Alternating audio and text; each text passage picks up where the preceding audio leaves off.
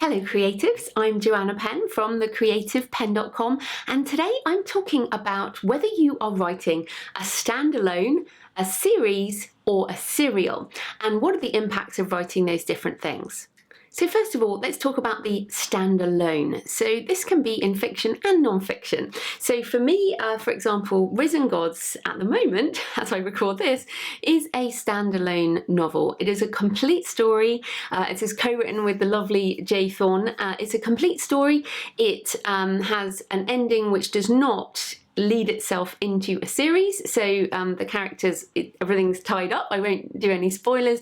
It's set in New Zealand. It was an idea that I had that is complete with this book. It doesn't need any more. So for me, this is a standalone. It's what we call dark fantasy, urban fantasy, and it is perfect as it is. So sometimes we have these ideas for stories, and also for non-fiction books is really important, because I think standalone can also be completely the same in non-fiction. So we have an idea for a book, we write that book, and we have finished that it is standalone as such. Now this can be, there are pros and cons with this. First of all, obviously, if you have an idea like that and you want to express yourself in that way, then by all means do it. Stephen King is probably the best example of someone who's mostly done standalones in terms of horror. And in fact, horror has a lot of standalones because, of course, a lot of people die. So if you kill your characters off, then fair enough. Non-fiction definitely lends itself to standalone, but as we move into the idea of a series, which works for fiction and non-fiction, you've got to think about your author brand. So let's move into series, because the challenge with standalone books is marketing. So if you buy and really enjoy Risen Gods and you really enjoyed the characters, well, sorry, there's no other books to buy. But what you will get is a sense of my writing and Jay's writing to a point where that will lead you into more of our work. So you can do exactly the same with non-fiction, write a book on a topic that leads into other books in the same topic. And there's where the line blurs. Let's talk about series. So I have series for fiction and non-fiction.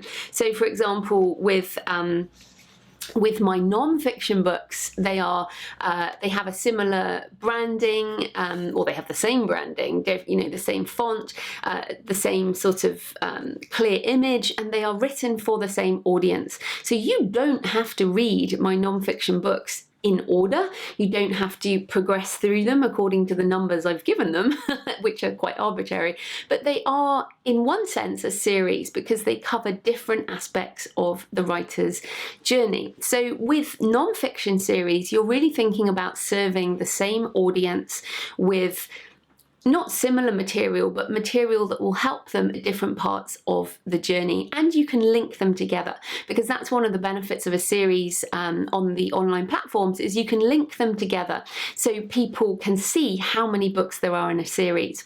Now, readers love series. Let's get into fiction. So I have a number of fiction series. My main one, which has 9 books at the moment, is the Arcane thriller series. So this is kind of supernatural, solving supernatural mysteries around the world. Has elements of James Bond, Indiana Jones, Lara Croft, bit of Dan Brown. It has those kind of elements. And you can see that I have a similar branding on the front, but also that the point is there are 9 books in this series, more to come. I have Desecration is the first one in a trilogy, which is more of a London detective series. But basically, if you're writing a series, to me, each book has its own story, but the characters can take it on.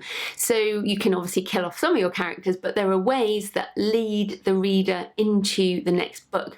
But the important thing is that the book is complete in itself. So if you were interested in Crypt of Bone, for example, you could pick up this book. You don't have to have read the others in the series. It can be read as a standalone, and then, maybe that's it. Maybe you're happy with that and you're done. And you can finish the story within the book, but it's also part of a larger series arc. The best example, around a television series are the episodic crime programs, where each time there is a crime and the crime is solved, but the characters continue. So that's a good example. But the important difference between a series and a serial is that the story is complete in itself within one book.